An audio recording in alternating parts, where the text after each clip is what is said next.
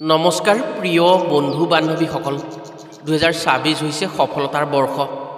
আপোনাৰ জীৱনত যদি ধনৰ সমস্যা দূৰ কৰিব বিচাৰে, আপোনাৰ ঘৰলৈ যদি ধনৰ আকৰ্ষণ হৈ থকাটো বিচাৰে, তেনে 2026 বৰ্ষত ঘৰত এই তিনিটা কাম কৰক।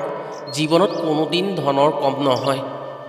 বহুত ধনী নহ'লেও ধনৰ নাটনিত পৰি কষ্ট খাব নালাগে বা ধনৰ কাৰণে আপুনি আনক হাত পাতিব নালাগে। মাথো আপোনাৰ ঘৰত থকা তিনিটা বস্তু সঠিক দিশত সঠিক স্থানত ৰাখক। মাতা লক্ষ্মী আৰু ধন কুবেৰৰ কৃপাত ধন টকা পইচাৰ ক্ষেত্ৰত সাংঘাতিক উন্নতি আহিব। বাস্তুশাস্ত্ৰৰ মতে এখন ঘৰত এই তিনিটা বস্তু ভুল দিশত থকাৰ বাবেই এখন ঘৰলৈ ধনৰ নাটনি আহে। তান্ত্ৰিক শাস্ত্ৰ অনুসৰি যদি কোনো ব্যক্তিক ধনৰ অত্যাধিক আৱশ্যক হয়, তেনে এটা তেজপাতত যিমান ধনৰ আৱশ্যক হয় সেই ধনৰ পৰিমাণ তেজপাতটোত লিখি যদি এটা সৰু উপায় কৰি ঘৰত ৰাখিব পৰা হয়, তেনে খুব কম দিনৰ ভিতৰত সেই ধনৰাশি আপোনাৰ হাতলৈ আহিব আৰু আপোনাৰ ধনৰ ক্ষেত্ৰত থকা সমস্যা দূৰ হ'ব। আজিৰ ভিডিঅ'ত আমি আপোনাক জনাম 2026 বৰ্ষত আপুনি কেনেকৈ ধনৱান হ'ব পাৰিব।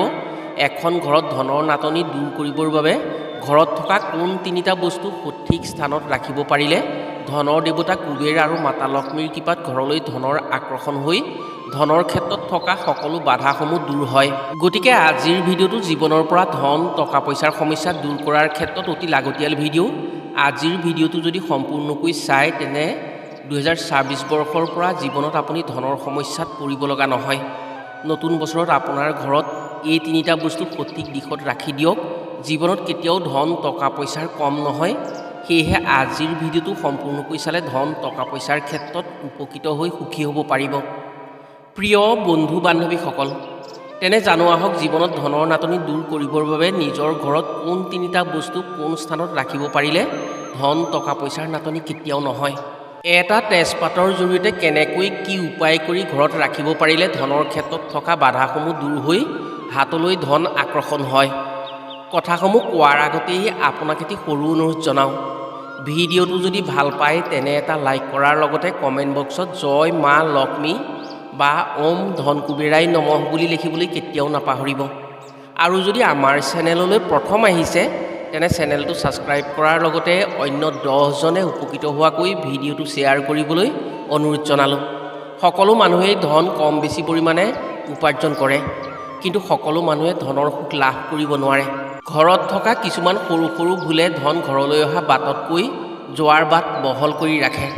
ফলত ঘৰলৈ ধন টকা পইচা অহাৰ লগে লগেই বিভিন্ন সমস্যা আহি ধন টকা পইচা খৰচ হৈ যায়। সেয়েহে কিছুমান মানুহে দীৰ্ঘদিন ধৰি ধনৰ সমস্যাত ভুগি থাকিবলগীয়া হয়। আপুনি যদি এনে সমস্যাত পৰি আছে বা আপুনি যদি 2026 চনৰ পৰা ধন টকা পইচাৰ ক্ষেত্ৰত থকা বাধাসমূহ নাইকিয়া কৰিব বিচাৰে, তেনে 2026 বৰ্ষত আপোনাৰ ঘৰত মাত্ৰ তিনিটা কাম কৰি দিয়ক। আপোনাৰ দীৰ্ঘদিনীয়া ধনৰ সমস্যা দূৰ হৈ গোটেই জীৱন ধন সুখী ব্যক্তি হৈ থাকিব পাৰিব।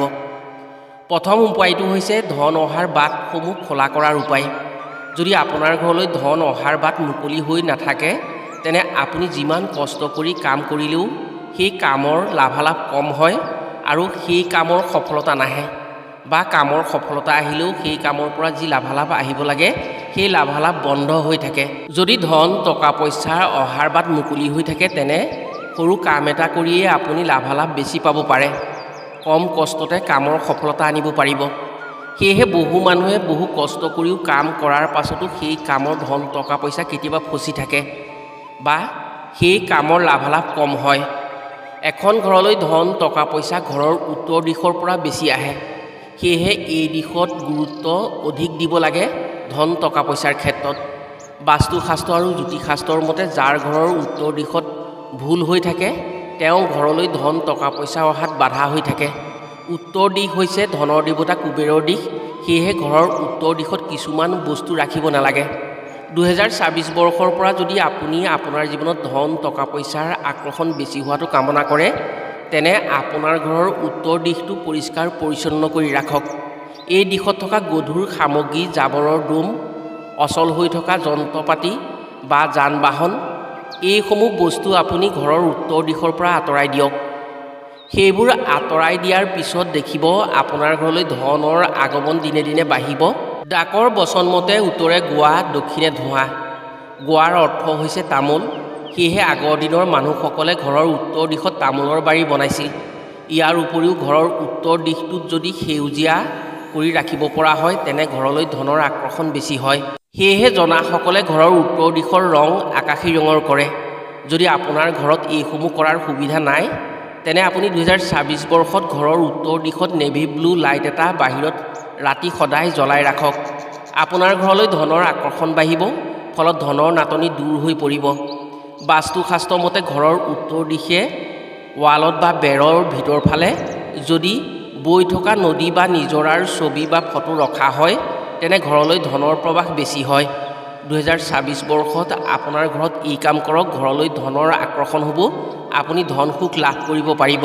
দ্বিতীয়তে, ঘৰলৈ ধন আহিলেই নহ'ব, যদি ঘৰত ধন নৰয় তেনে যিমান ধন আহিলেও ব্যক্তি ধনৰ নাটনিত পৰিবই। এখন ঘৰত থকা কিছুমান ঋণাত্মক শক্তিয়ে ঘৰলৈ অহা ধন ঘৰত থাকিবলৈ নিদিয়ে। ঘৰলৈ ধন অহাৰ পাছত বিভিন্ন সমস্যা আহি ঘৰৰ পৰা ধন টকা পইচা ওলাই যায়। যদি ঘৰত এনেধৰণৰ ঋণাত্মক শক্তিসমূহ অহাৰ বাট মুকলি হৈ থাকে তেনে সেই বাট বন্ধ কৰাৰ ব্যৱস্থা নকৰিলে ঘৰলৈ অহা ধন কেতিয়াও ৰাখিব নোৱাৰে। এখন ঘৰলৈ যোগাত্মক শক্তি আৰু ঋণাত্মক শক্তি দুয়ো শক্তি ঘৰৰ মূল দুৱাৰেদিয়ে সোমায়। সেয়েহে ঘৰৰ মুখ্য দুৱাৰৰ ওপৰত ডাঙৰকৈ এটা স্বস্তিক চিহ্ন বহুতৰে ঘৰত দেখা যায়। স্বস্তিক চিহ্নত ইমানেই শক্তি আছে যে স্বস্তিক চিহ্নৰ তলেৰে ঋণাত্মক শক্তিৰ প্ৰৱাহ নহয়। ঘৰৰ মুখ্য দুৱাৰত যদি স্বস্তিক চিহ্ন অংকন কৰি থোৱা হয় সেই অংকনৰ ফলত সেই ঘৰলৈ ঋণাত্মক শক্তিৰ প্ৰভাৱ কমি আহিব, ফলত ঘৰলৈ অহা ধন টকা পইচা অবাবত খৰচ নহয়। এই স্বস্তিক চিহ্নৰ ৰঙৰ ওপৰতো বহু কথা আছে।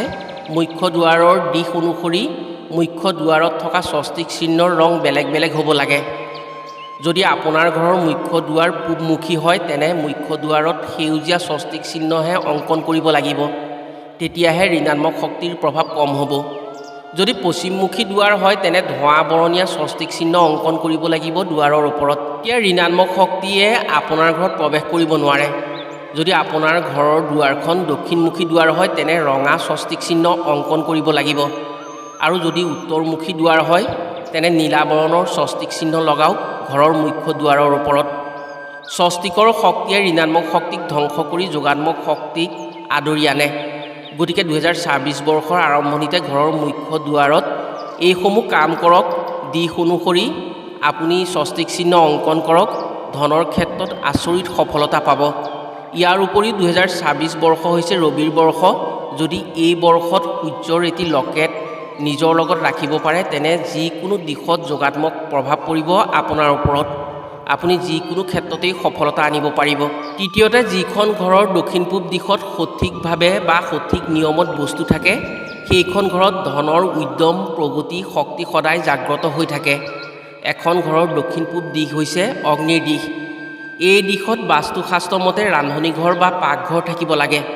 ঘৰৰ এই দিশে সা সম্পদৰ আকৰ্ষণ হয়। এই দিশত পাকঘৰ বা ৰান্ধনি ঘৰ ৰখাটো সকলোৰে পক্ষে সুযোগ সুবিধা নাথাকিবও পাৰে। সেয়েহে 2026 বৰ্ষত যদি আপুনি আপোনাৰ ঘৰখনক ধন টকা পইচা বা সা সম্পদৰ ক্ষেত্ৰত শক্তিশালী হৈ থকাটো বিচাৰে তেনে আপোনাৰ ঘৰৰ দক্ষিণ পূব দিশত এটা ৰঙা লাইট গোটেই ৰাতি জ্বলাই ৰখাৰ ব্যৱস্থা কৰক। ঘৰলৈ উন্নতি প্ৰগতি আহি সুখী হ'ব পাৰিব।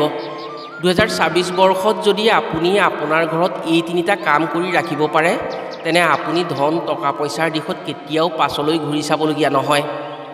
যদি আপোনাৰ অত্যাধিক ধনৰ আৱশ্যক আছে, বহু কষ্ট বা বহু চেষ্টা কৰিও ধন টকা পইচা গোটাব পৰা নাই, সমস্যা সমাধানত নিৰুপায় হৈ পৰিছে, তেনে আপুনি তেজপাতত এটা সৰু উপায় কৰিব পাৰে। এই উপায়ৰ দ্বাৰা বহু ডাঙৰ টকা পইচাৰ সমস্যাও সমাধানৰ ক্ষেত্ৰত প্ৰয়োগ কৰি সফল হ'ব পাৰি। কিন্তু অত্যন্ত অসুবিধাত পৰিলেহে এই উপায় কৰিব লাগে।